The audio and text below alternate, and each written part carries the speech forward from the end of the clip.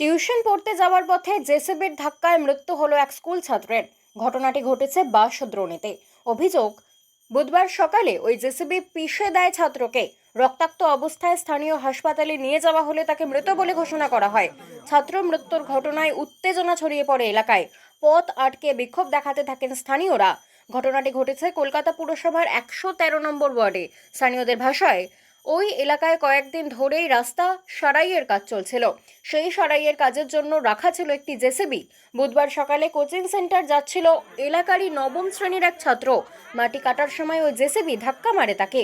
গাড়িতে পিষ্ট হয়ে যায় ওই ছাত্রটি। সকালবেলা খুবই দুর্ভাগ্যজনক একটা ঘটনা ঘটেছে। একটা 14 বছরের বাচ্চা সাইকেল নিয়ে যাচ্ছিল, সেই সময় দুর্ঘটনাটা ঘটে। আমাদের জেসিবি এবং ওখানে কাজ করার জন্য গাড়ি সরাবার জন্য যাচ্ছিল, তা থেকেই দুর্ঘটনাটা ঘটেছে। আমরা সত্যি খুব মর্মাহত যে এরকম একটা অকালে প্রাণ চলে গেল। তবে আমরা তার পরিবারবর্গকে আমার সমবেদনা জানাই এবং ভবিষ্যতে এই ধরনের ঘটনা না ঘটে তাদেরকে আমি সকলকে সচেতন থাকতে হবে, আরও অনেক সচেতনভাবে সন্তর্পণ আমাদের কাছে। রাস্তা খারাপের অভিযোগ করছেন মানুষজন।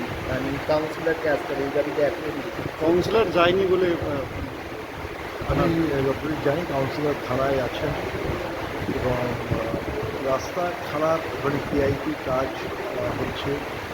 সেই কারণে ড্রেনেজের কাজ হলে যা হয়, রাস্তার কাজ একটু দেরি হয়, সেই কারণে হয়তো মানুষের মনে ক্ষোভ থাকতে পারে। তবে এটা নিশ্চয়ই আমি বলতে পারি আগামী দিনে বড় একটা কাজ করার জন্যই কাজটা করতে হবে, যাতে ড্রেনেজ সিস্টেমটা আরও ভালো পাওয়া যায় সেদিকে করতে হবে।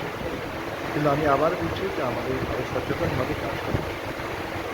কন্ট্রাক্টরের সঙ্গে কিছু কথা বলবেন যে ঠিকাদার সমস্যাটা করছিল তো জায়গা নিয়ে। এটা যতদূর আমি জানি কেআইপি বোধহয় কাজ হচ্ছে, তো স্বাভাবিকভাবেই কেআইপির সঙ্গে যোগাযোগ করতে হবে, তারা কাজ করছেন। যেটা নিয়ে দেখুন দুর্ঘটনা তো ঘটে গেছে, এখন তো সেটা করা যাবে না, কিন্তু যা ব্যবস্থা নেওয়ার, যেটা অন্যায় হয়ে থাকে সেই অন্যায়ের বিরুদ্ধে যা ব্যবস্থা নেওয়ার, সাবধানতা অবলম্বন করার ক্ষেত্রে যা যা নেওয়ার সেটা নিশ্চয়ই আমরা করব।